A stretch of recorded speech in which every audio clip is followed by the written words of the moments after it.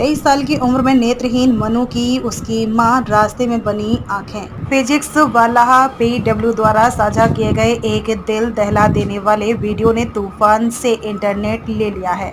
नेत्रहीन बिगड़ा हुआ छात्र मनु ने यूपीएससी सिविल सर्विसेज परीक्षा 2025 को मंजूरी दे दी है। 8वीं कक्षा में अपनी दृष्टि खोने के बाद जीवन उनके लिए अधिक कठिन हो जाता है। हर दिन चीजें मुश्किल हो गईं, लेकिन वह उनकी मां का समर्थन था जो उन्हें जारी रखता था। वह उनके बगल में बैठती थी, धैर्य पूर्वक सबक पढ़ाती थी, जिससे उसे हर शब्द और अवधारणा को समझने में मदद मिलती थी। मेरे से रीडिंग में दिक्कत आ रही है, लाइंस ऊपर नीचे हो रही है, फ्लक्चुएट, तो मैं क्या करूं? तो ये उस चीज़ को हाइड करने के हिसाब से ये मेरे से रीडिंग करवाता और उसको याद करके चल जाता कि जिससे कि मेरे चांस आए तो मैं उस टाइम पे उसको टीचर्स के सामने रीड कर दूं।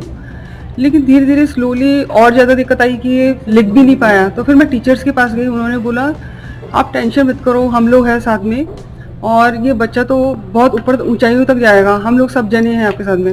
तो इस तरह से वहाँ से हेल्प मिली हम लोगों को और 12th में इसकी परसेंटेज इतनी आ गई कि हिंदू कॉलेज में एडमिशन हो गया। हिंदू कॉलेज में एडमिशन लेने के बाद में हम लोग वहाँ जयपुर टू दिल्ली शिफ्ट हुए और वहाँ पर हम लोग मतलब कि मनु को इतना अच्छा एनवायरनमेंट मिला कि जेवियर्स के बाद में मेरे को ये लगा कि और भी आगे ऐसे लोग हैं हम लोग के साथ में कि हम लोगों को ऊंचाइयों के ऊपर लेके जा रहे हैं। फिर हिंदू कॉलेज में इसने टॉप किया और सेकंड रैंक आई in BA programme history and political science.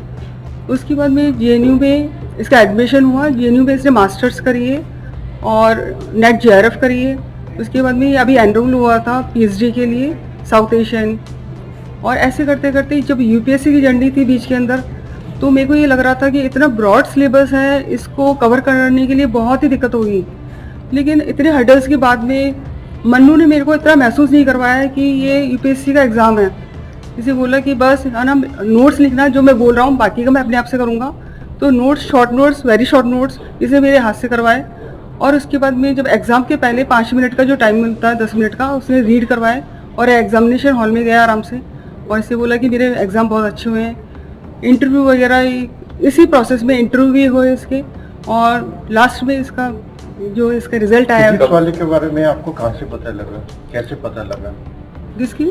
Physics? अच्छा सर, मैं यूट्यूब पे जब पहले देखा करता था वीडियोस, तो काफ़ी वीडियोस मुझे सजेस्ट होते थे कि एडिटोरियल्स की या फिर न्यूज़पेपर डिस्कशंस की, वो फ्री ऑफ कॉस्ट होते थे, तो मैं वो देखा करता था ताकि मैं करंट अफेयर से अब खुद को यूज़ कर पाऊँ, क्योंकि इनिशियली न्यूज़पेपर पे एकदम से स्विच करना काफ़ी मुश्किल टास्क था। तो वहाँ पे वीडियोस मुझे हेल्प करते थे। उसके बाद में मेंस के पहले मैंने मेंटरशिप ली थी फिजिक्स वाले ओनली इसमें, जहाँ पे वो मुझे आंसर राइटिंग के लिए थोड़ा बहुत गाइड करते थे।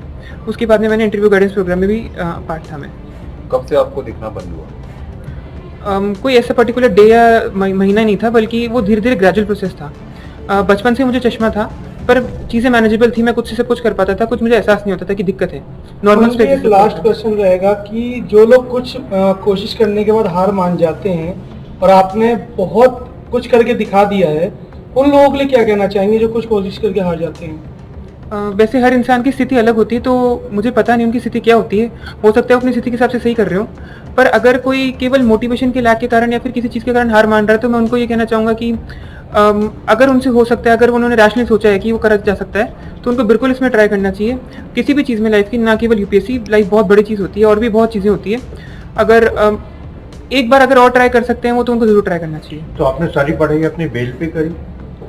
नहीं सर, मुझे ब्रेल नहीं आती अभी। मैंने टेक्नोलॉजी का यूज़ किया। मेरे फ़ोन में बहुत सारे फीचर्स होते हैं, स्क्रीन रीडर्स होते हैं, टॉक बैक होता है, और उन सब की मदद से मैं जो भी पीडीएफ्स होती है उनको रीड कर पाता था। Thank you.